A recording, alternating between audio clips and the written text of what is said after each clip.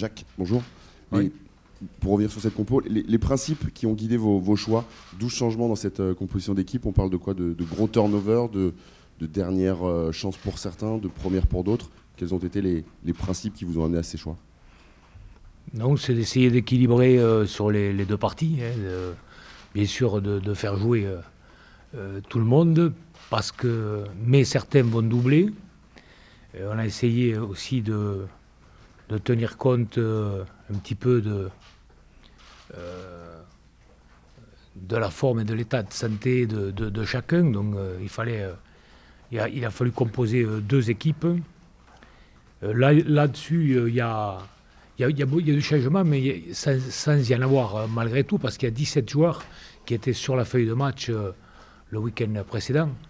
Alors c'est vrai qu'ils n'étaient pas tous titulaires, mais ils étaient sur la feuille de match. Donc il n'y a que 6 joueurs nouveaux qui rentrent et qui n'avaient pas jusqu'à ce jour joué. Donc voilà, c'est un équilibre qu'on a essayé de tenir qu'on va essayer de tenir sur les deux rencontres, sachant que malheureusement, peut-être qu'il y aura des contretemps sur la première rencontre. Concernant la première apparition de Paul Gabriel, quelles attentes autour de ce deuxième ligne? Une confirmation de son potentiel de titulaire pour les grosses échéances, ou un rôle comme les autres au sein d'une deuxième ligne déjà riche? Ben, Paul, on connaît ses qualités. Hein. C'est quelqu'un qui a un gros caractère, qui est un combattant, on va dire, quelqu'un qui se livre beaucoup, qui est beaucoup dans l'affrontement, qui ne s'économise pas, qui bouge beaucoup, qui apporte beaucoup à l'équipe par son activité, mais aussi par son état d'esprit. Donc voilà, ça lui coûte quelquefois d'ailleurs, ça lui a coûté là, ça a failli lui coûter la Coupe du Monde. On espère qu'il ne reproduira pas ce genre de geste, mais on espère surtout qu'il nous amènera cette intensité qu'il met dans les matchs, dans les parties, et cette dynamique qu'il crée autour de lui. Jacques, bonjour. Vous avez parlé de l'incertitude concernant la tenue du match. À quel point est-ce que c'est perturbant? Est-ce que vous en avez parlé avec les joueurs? Et à quel point est-ce que ça va changer votre approche tactique de la rencontre? Parce que de toute façon, les conditions météo seront difficiles.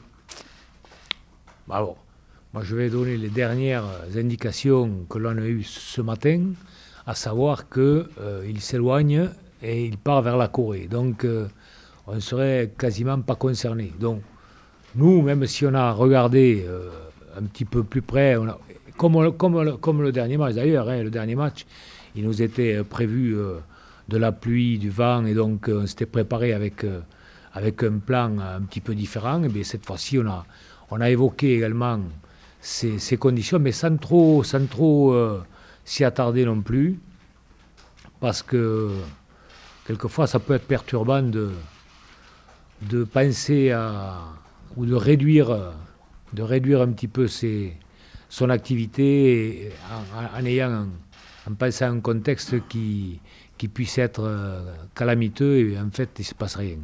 Jacques, la gestion du poste de pilier droit, est-ce que c'est problématique pour vous cette semaine? Est-ce que Sedat Gomessa arrivera à temps pour faire souffler Rabah Slimani, ou est-ce qu'il va devoir jouer 3 matchs? Alors il va arriver ce soir à 18h, hein. Donc à moins qu'il nous arrive quelque chose sur ce premier match, enfin jusqu'à ce premier match, ça ne devrait pas poser de problème. Et on a voulu justement faire arriver très très vite, du fait de ces 2 matchs en 4 jours, qui nous laissaient que peu de latitude. Donc il fallait absolument que le joueur arrive rapidement. Il va arriver ce soir à 18h. Qu'est-ce qui vous a conduit à l'appeler lui finalement plutôt que Winnie Antonio?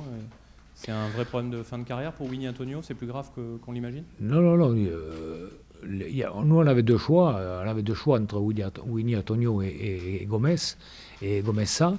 Il se trouve qu'on les a laissés jouer ce week-end, puisqu'ils étaient engagés sur des parties quand nous, la décision a été à prendre. Donc c'est trop tard pour empêcher leur club de les faire jouer.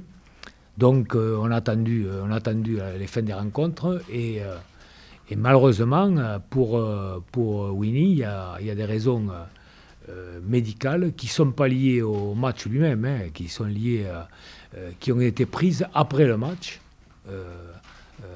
et donc qui ont empêché qu'ils puissent continuer qu'ils puissent envisager de venir nous rejoindre. Bonjour, vous pouvez nous dire en revanche ce que vous pensez de Louis Picamol, le choix de le mettre capitaine s'est imposé comme une évidence, j'imagine. Oui, c'est celui qui s'imposait, effectivement, celui qui a le plus d'expérience dans une équipe qui a été remaniée, celui qui présentait le plus un poste et dans un rôle qu'il connaît déjà. Donc c'est celui qui présentait le plus de garanties et qui semblait le plus logique par rapport à cette composition d'équipe. Dans la vie du groupe, mais également dans la construction du jeu, dans la réflexion sur le jeu, il a depuis le début, il a montré beaucoup d'investissements et souvent à bon escient. Donc voilà, et quelque part, moi, c'est un visage que je ne connaissais pas et qui est surprenant et qui est très, très positif. Jacques, durant ces 10 jours, est-ce que vous avez privilégié le travail sur tous les défauts de votre deuxième mi-temps contre les Argentins, ou est-ce que, pour positiver, vous avez travaillé plutôt sur ce qui avait marché lors de la première mi-temps?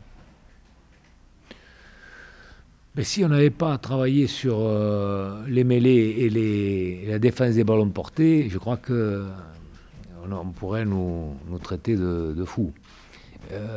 Bien sûr qu'on a travaillé sur ces secteurs-là. On a travaillé physiquement aussi, parce que c'est le dernier moment où on pouvait le faire, puisqu'on avait, sur ces 10 jours, on avait l'espace pour continuer à travailler physiquement. Donc voilà, on a essayé de continuer à mettre un petit peu d'intensité, parce qu'il y avait l'espace pour le faire, et surtout de travailler, d'essayer de remédier, parce que c'est le terrain qui nous le dira, d'essayer de remédier aux lacunes qu'on a pu apercevoir sur notre premier match. Jacques, un mot sur Raka, qui va faire sa 3e sélection sur ce match. Il avait été bon face à l'Écosse, un peu plus décevant sur le deuxième test. On sent que ce match contre les Américains peut le lancer. Il peut se montrer à son avantage sur ce match, avec sa vitesse notamment. Oui.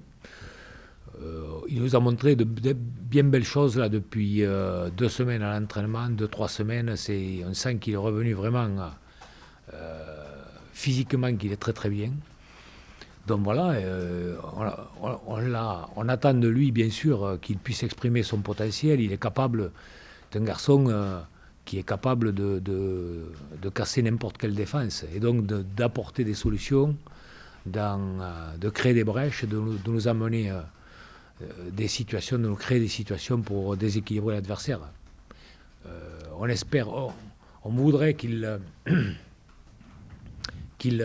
bouge beaucoup plus, un petit peu plus, qu'il aille se proposer ailleurs. Il commence à le faire à l'entraînement, aux entraînements, il est disponible. Donc voilà, ça peut être une arme intéressante, un plus intéressant. Donc on espère qu'il sera à son avantage demain, enfin, mercredi. En quoi les 10 jours passés à Kumamoto ont fait avancer la cohésion du groupe? Quel est votre regard par rapport à ça, sur le terrain et en dehors? Écoutez, la cohésion du groupe, j'ai pas tout le monde. Il semble que tout le monde en convienne qu'il y a quelque chose qui s'est créé, quelque chose qui se passe, qu'il y a une connivence entre les joueurs, qu'ils s'entendent bien sur le terrain et en dehors. Donc, bien sûr qu'on est satisfait, puisque c'est leur histoire, c'est l'histoire qu'ils vont créer, qui fera qu'elle réussira ou pas. Et donc, tant mieux si on est sur cette note positive en ce début de compétition.